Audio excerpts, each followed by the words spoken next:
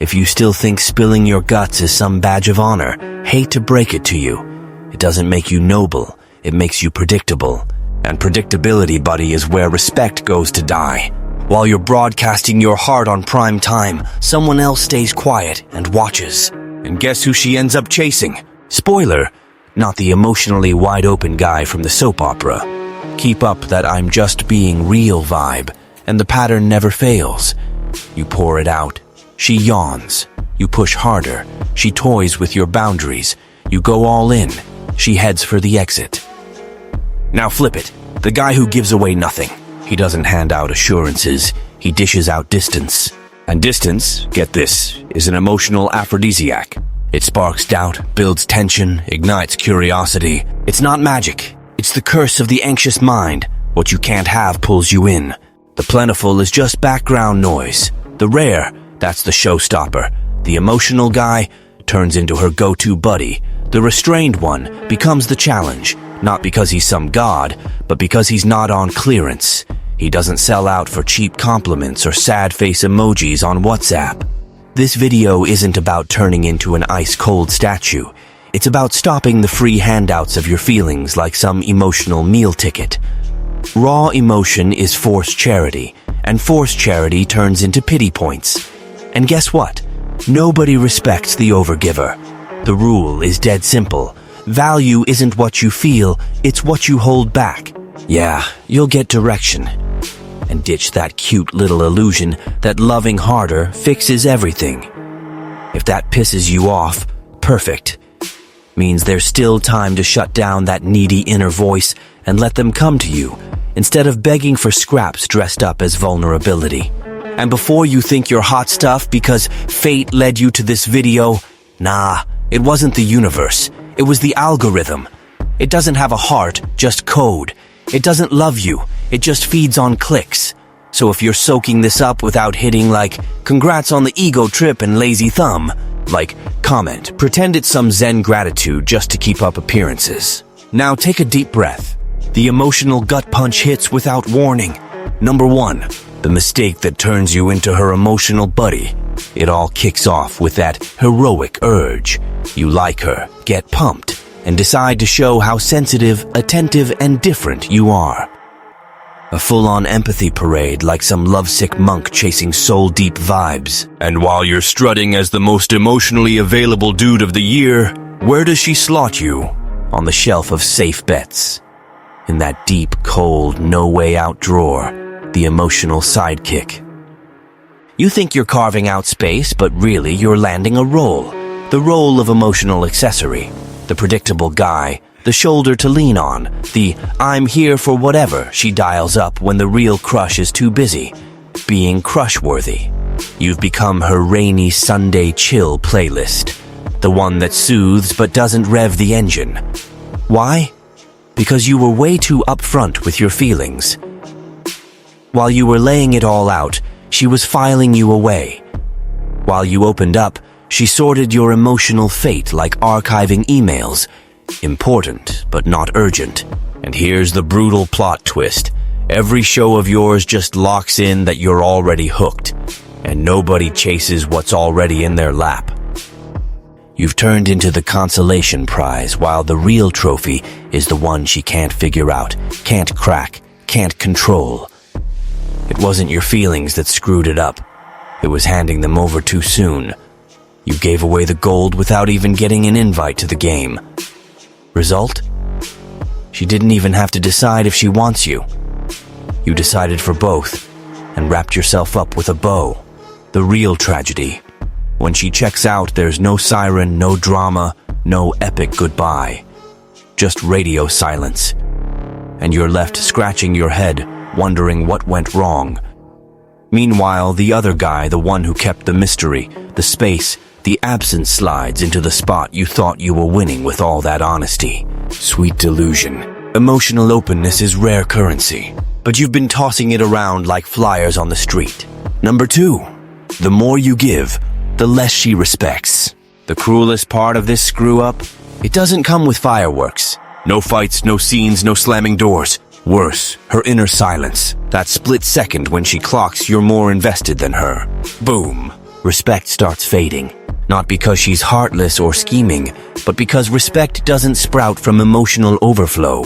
It thrives on scarcity. When you dump it all early, no pushback, no standards, you don't look noble. You look cheap, easy, too available for someone who hasn't even committed. Every long text, every pointless explanation, every desperate bid to prove you're for real builds zero connection. It just paints you as the anxious dude trying to play mature. You think you're being straight up, she senses she's got the reins. And control, my man, doesn't thrill anyone. Control bores. The guy who bears his soul before being picked is screaming silently, "I need you more than you need me."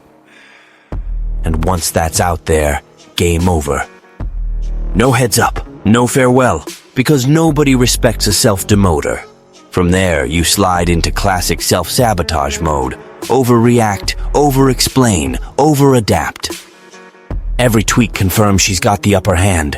And the most pathetic move? Trying to reclaim respect with more giving like it's some emotional merit badge. Nope. Respect isn't won by doubling down. It's lost that way. While you up the ante, she pulls back. While you persist, she probes. While you spill, she chills. And when she chills, interest turns to dust. That's when you start lying to yourself. She's confused, needs time, is complicated. How cute. None of that. She just realized you're not rare. And what's not rare isn't chased, isn't craved, and sure as hell isn't respected. Now swallow this slow. Overgiving kills respect. And if that's fact, and it is, that leaves one uncomfortable question. What really makes someone chase? Harsh spoiler. Not feeling more. It's knowing when to hold back. Number 3. Scarcity is the new turn-on. Now chew on this carefully. If respect doesn't come from giving, it comes from withholding. From that nagging itch of not having. That's where scarcity sneaks in like slow poison. When you're not always on tap, her headspace shifts. Brains hate gaps. Hate voids. They fill them. And the less you show up, the more room you take up. Sounds backward, but that's exactly how it rolls. The always there guy becomes white noise. The rare one, front and center. When you show little, you're not playing coy, you're cranking tension. And tension fuels desire. Not some staged mystery, real absence. You don't text because you're out living, not gaming. And she feels that. She notices when your world doesn't orbit her reply.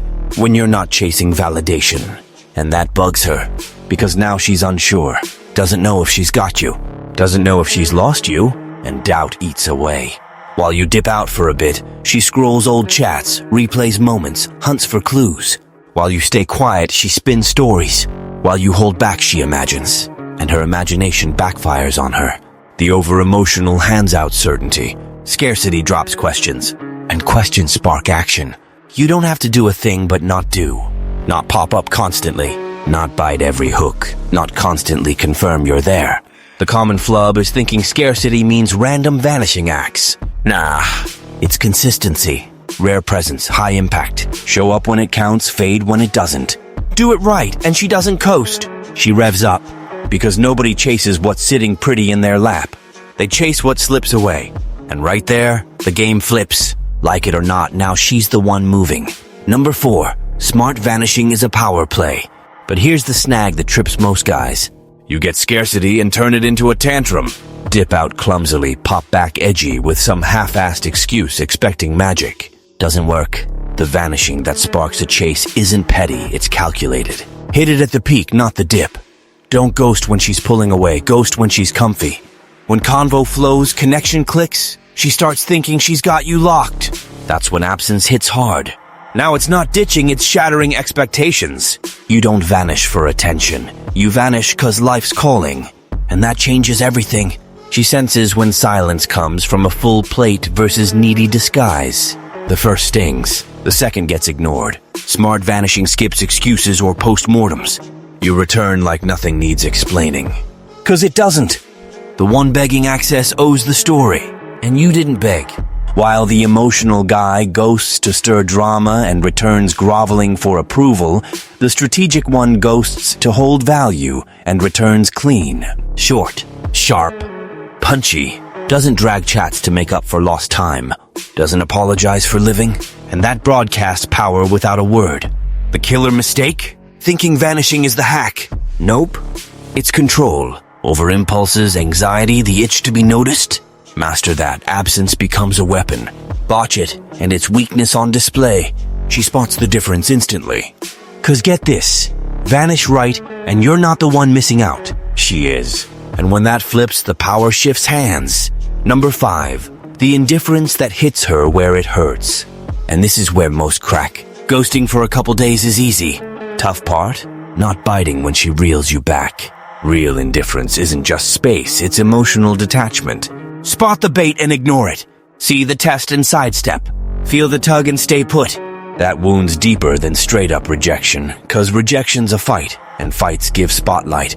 Indifference? Vacuum. It's showing without words that it doesn't faze you. She posts for a reaction. You keep rolling. She sends a lukewarm text. You reply neutral. No overkill. No stretching. No scrambling for ground. And that scrambles her brain. 'Cause the game was always about poking for response. Gauging impact. Confirming sway. No response? Test flops. And when the test flops, she loses footing. The emotional reacts fast to ease his own nerves. The indifferent replies on his terms, his way, his length. No baggage. No visible strain. And that cool neutrality corrodes. Not fake chill. Real inner steady. You're not punishing. Not schooling. You're just not emotionally on call for her pulls. And that brews quiet pain. 'Cause now she wonders if she matters. If she's lost turf. If she's been benched. Her mind loops. The more she probes for feeling, the less she finds. The less she finds, the more she pokes. Indifference turns the cocky girl restless. Not 'cause you went aggressive, but 'cause you went unreachable. And unreachable can't be charmed or dramatized away, only chased. And by now she's already sprinting. Number 6, triggering the fear. He's gone for good. At some point, something snaps in her. Not theatrics, no visible tears, no blow-up. A quiet click. Up till then, she figured you were still in play, just a bit farther. Manageable, reclaimable. But the gap stretches. No bite back. Patterns don't reset. And fear creeps in. Not fear of losing some random dude, but losing grip. 'Cause what truly terrifies isn't your absence, it's realizing you don't need her anymore. When that hits, ego twists. She combs clues, reads into silences, brews theories. Did she overplay? Push too far? Lose the edge? And the nastiest part, you neither confirm nor deny. You carry on. Live. No rush to clear air. That void becomes a mirror, making her look small. And that's when moves get sloppy. Random text. Casual reach out. A tossed memory as bait. Not missing you. Panic. Dread of being sidelined by someone she couldn't own. The emotional, when he ghosts, returns with alibis. The strategic returns normal. And that normalcy stabs deeper than outright ice, 'cause it screams ruthless truth.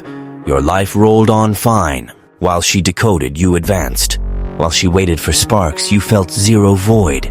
Now she chases not to win you, but to kill her own unease. Needs to check if access holds. Prove she still counts. And realizing emotional hooks don't stick, fear locks in.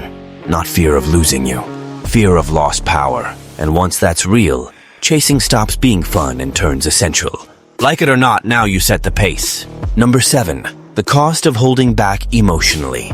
Now the part nobody wants to hear. 'Cause everyone craves the win, but few pay the tab. Being the guy who doesn't spill his soul exacts a steep, quiet, endless toll. You'll lose folks who only stuck for the easy vibes. Get labeled cold, aloof, cocky by those who couldn't crack you. Face lonely stretches where the needy side screams for crumbs just to not feel solo. And that's where most fold. 'Cause holding frame when it's smooth is no sweat. Hard parts when silence weighs heavy. The non-giver learns to sit with emptiness without stuffing it with any warm body. Doesn't dash to dodge discomfort. He endures, and enduring hurts. But less than getting played. Less than getting dumped. Less than waking up too late to being someone's emotional crutch who never truly wanted you. That price tag also covers watching her bail without fanfare. No reasons, no closure. Accepting some won't circle back. And that's a win. 'Cause who only returns post-ghost never wanted you, just control. The guy who pays up becomes his own benchmark. Doesn't need to prove squat. knows his worth and doesn't dole it to non-payers. And ironically, he's the lingering memory. 'Cause he didn't cave, didn't beg, didn't bend under pressure. While others hustled to get picked, he picked. And that flips everything. From here, it's not about her chasing. It's about you deciding if she's worth the chase. Number 8. The one who doesn't need owns it. Here's the raw truth that stings no sugarcoat. Power was never in showing less as a ploy or faking disinterest. Power's always in not needing. The guy who doesn't need doesn't rush, doesn't justify, doesn't twist to fit anyone's wants. He watches, and watchers from above don't chase. While the emotional reacts to avoid loss, the dominant stays 'cause he doesn't rely. That's the divide between begging notice and getting it unasked. When you don't need, every move carries weight. Every word lands. Every quiet speaks volumes. No desperation in your vibe, no dread of being ditched. And that's what unravels her wiring. She's used to guys needing selection, competing, explaining, trading emotion like cash. Hit her with someone needless and ground vanishes. 'Cause now the prize isn't her, it's you. And that springs not from ego, but self-life. Purpose beyond emotional games. A routine not hinged on replies, nods, or scraps. The needless guy isn't cold for shield. He's calm from plenty. He feels but doesn't depend. Likes but doesn't kneel. Engages but holds till time's right. And that stance builds rank without fanfare. No speech, no strain. She senses she's facing someone who could walk and thrive. Terrifying, 'cause real fear isn't losing you. It's learning you are whole without her. And when that drops, chase comes too late. 'Cause now you call shots. In the end, it's not about making her chase. It's about you stopping the chase. While you overshowed, begged eyes, tried to be seen, you handed reins. And reins don't return to beggars. They go to holders. The less you show, the clearer you're not for sale. Your emotion isn't cheap change. Your presence isn't locked in. And that shifts all. She doesn't chase 'cause you went cold. She chases 'cause you went rare. 'Cause you quit explaining. 'Cause you quit needing. And the needless becomes the standard. Keep spilling everything and you'll keep getting used. Learn to zip it and you'll start being remembered. Straight up. So drop in comments. The less I show, the more she chases. And burn this in. Overgivers fade. Holders stick.